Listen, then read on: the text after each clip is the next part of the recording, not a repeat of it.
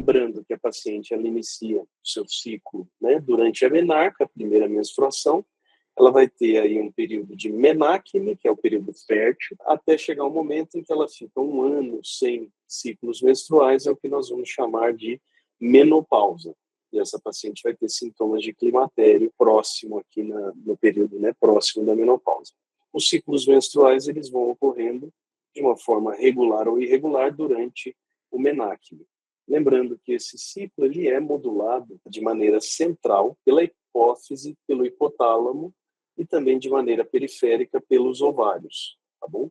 Nós vemos aqui as interações do estrogênio e progesterona, o GnRH e o LH e o FSH, de uma maneira, em algumas situações com feedback positivo, em outras situações com feedback negativo. No hipotálamo, nós teremos uma liberação pulsátil do GnRH, e é importante que essa liberação seja pulsátil a partir da puberdade. Ela vai se tornar mais regular e mais adequada a partir da menacme. O eixo, né, esse eixo hipotalâmico, ele está bloqueado até a puberdade. A hipófise, ela vai ter um papel importante também nessa interação. E lembrando, pessoal, que nós temos outras glândulas e outros hormônios que vão interferir com a função hipofisária, principalmente da adenohipófise. A prolactina, o hormônio gonadotrófico, né, que vai estimular as gônadas, o hormônio tireotrófico, que vai TSH, né, que vai estimular a tireoide, adrenocorticotrófico e somatotrófico. Então, é possível que alterações nestas glândulas sejam causadores também fenômenos, né, de alterações do ciclo menstrual. Isso a gente precisa ter em mente. A ocitocina na neurohipófise, o hormônio antidiurético, também tem interação aqui com o eixo hipotálamo-hipófise. Lembrando, né, que a ocitocina interfere tanto com as contrações uterinas quanto com a glândula mamária, né, na expulsão do leite. O hormônio antidiurético vai atuar no túbulo contorcido distal, tá bom? A atuação dos ovários, como que os ovários eles vão atuar ao longo da vida, ao longo da menacme da nossa paciente, em torno de, não só na menacme, mas na vida, né? Em torno de 18 a 20 semanas de gestação, a paciente, né, o feto, tem 6 a 8 milhões de folículos. Ao nascimento, 1 a 2 milhões.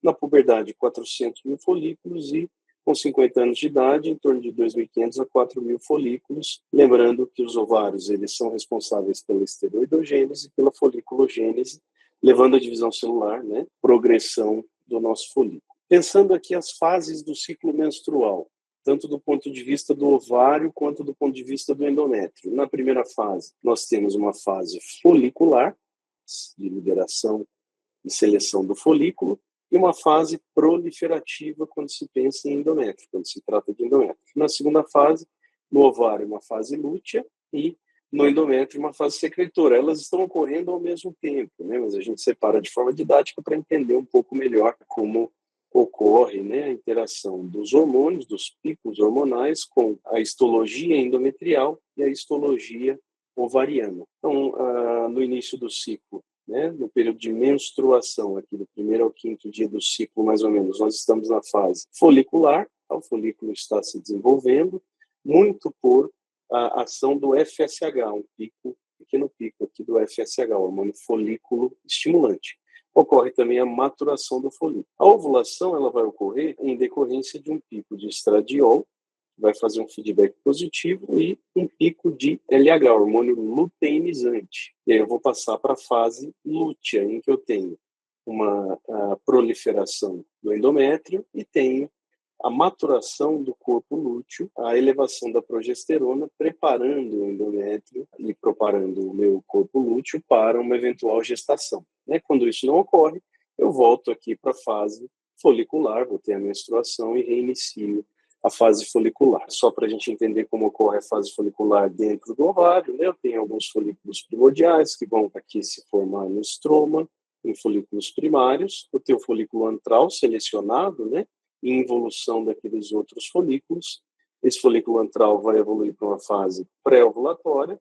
Quando ocorre a ovulação, eu tenho um óvulo e, ao mesmo tempo, eu tenho o corpo lúteo atuando, né, o corpo lúteo maduro aqui, atuando na preparação para uma eventual gestação. O LH na fase folicular, ele também vai ter interface, né, com o colesterol e a formação do colesterol em androstenediona e testosterona.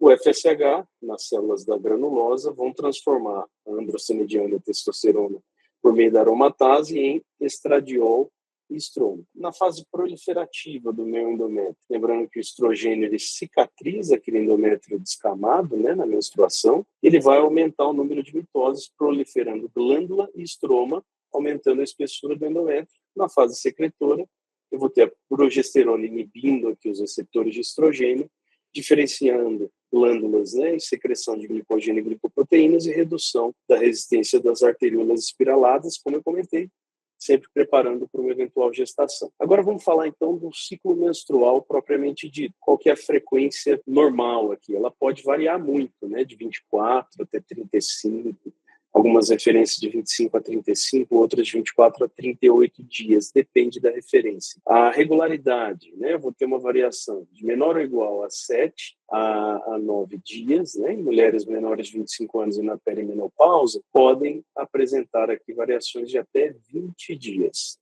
Tá? Então, pode ter aí uma grande variação, até principalmente 2 anos após o início do menarque, né, após o menarque e na perimenopausa. Vocês veem, então, pode variar muito também, de 3 até mais ou menos 9 dias, algumas referências 7 dias. A duração menor ou igual a 8 dias, né?